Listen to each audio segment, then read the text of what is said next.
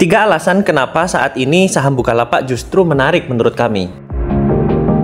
Sejak tahun 2021, Bukalapak ini terus mengalami peningkatan revenue. Seperti di tahun 2021, awalnya revenue-nya itu di 424 miliar, lalu kemudian di Q4-nya itu menjadi 521 miliar, dan di 2022 di Q1-nya itu 788 miliar, lalu di Q4-nya itu 1,029 triliun. Dan di tahun 2023 ini di Q1 Bukalapak juga memperoleh revenue cukup tinggi di atas 1 triliun rupiah. Hal ini juga mempengaruhi kepada net income dari Bukalapak sendiri, di mana net income per tahunnya di sini Bukalapak memang masih minus. Tetapi minusnya tersebut di Q1 2023 ini sudah menurun jika dibandingkan dengan Q4 di 2022. Dengan semakin berkurangnya persaingan atau jor-joran bakar duit di e-commerce ini, Bukalapak jadi punya kesempatan untuk bisa mencetak laba ke depannya. Karena contohnya kalau kita lihat sekarang kayak Shopee, kemudian Tokopedia, Lazada, itu mereka banyak mengenakan biaya-biaya layanan, kemudian dari sisi penjual juga kena biaya-biaya merchant, biaya ongkos kirim, dan lain sebagainya. Dari sisi valuasi, untuk PER-nya ini sekarang udah minus 5,53. Lalu kemudian kalau kita lihat current price to book value-nya itu di 0,87. Artinya dia udah kurang dari 1 ya untuk valuasinya. Jadi ini bisa dibilang saham Bukalapak ini sekarang adalah saatnya yang murah. Tapi apakah ini bisa masih turun lagi? Ya, kita harus lihat dulu dari kinerjanya. Kalau nanti kinerjanya membaik dan ke depan punya prospek yang cukup cerah, maka itulah saatnya bisa dibilang saham ini murah. Tapi walaupun dari valuasinya murah, kalau kinerjanya tidak baik, berarti bisa disebut perusahaan ini termasuk dalam kategori saham atau perusahaan yang murahan. Secara profitability, perusahaan ini memang masih minus semua ya. Mulai dari ROA, ROE, kemudian OPM, kemudian net profit margin, ini memang semua minus-minus ya. Contoh untuk ROA-nya aja itu minus 51,17%, kemudian ROE-nya minus 53,08%, lalu kemudian net profit margin-nya ini juga minus 99,99%. Berarti bisa dibilang memang minusnya ini hampir 100% ya untuk net profit margin-nya. Selanjutnya kalau kita lihat dari balance sheet, ini cash-nya itu besar ya, ada di 11,8 triliun.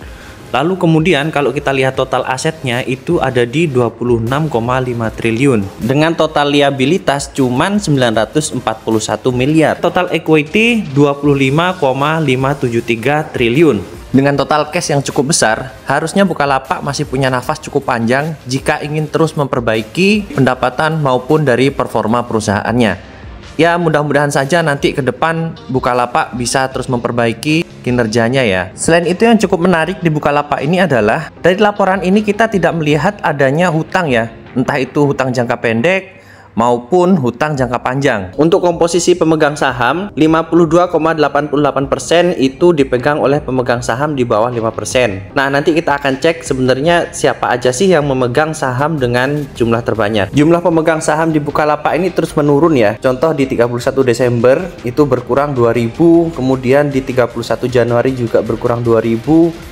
Di 28 Februari 2023 ini berkurang 1000 dan terus berkurang ya teman-teman. Jika kita melihat grafik ini, sepertinya yang banyak melepas kepemilikannya adalah investor asing ya.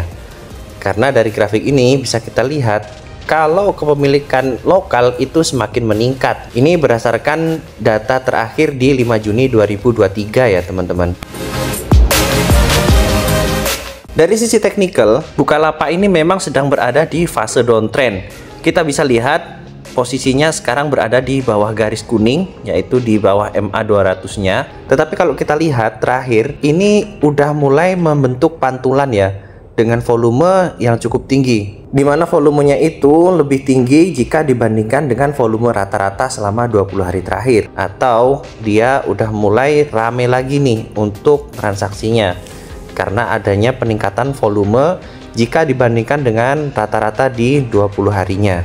Sebagai kesimpulan, Bukalapak ini kerugiannya terus menurun ya. Harapannya setelah kerugian menurun, ke depan bisa mencetak laba. Kemudian yang kedua, valuasinya murah ya. Jadi kalau kita lihat dari sisi valuasi, memang sudah mulai kelihatan murah, dimana PBV-nya itu juga udah kurang dari 1. Lalu kemudian untuk PR-nya itu juga malah minus ya.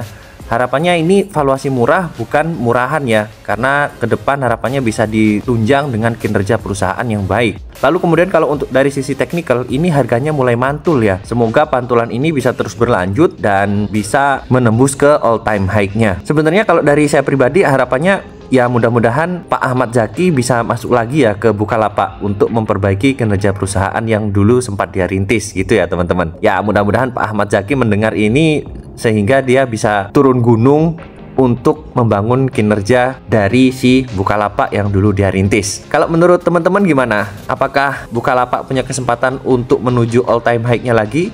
Atau malah akan nyungsep lebih dalam dan ke gocap? Atau bahkan jangan-jangan bisa ke Rp1? Karena sekarang kan di bursa kita sudah muncul peraturan saham itu bisa sampai ke Rp1. Silahkan tulis di kolom komentar. Terima kasih.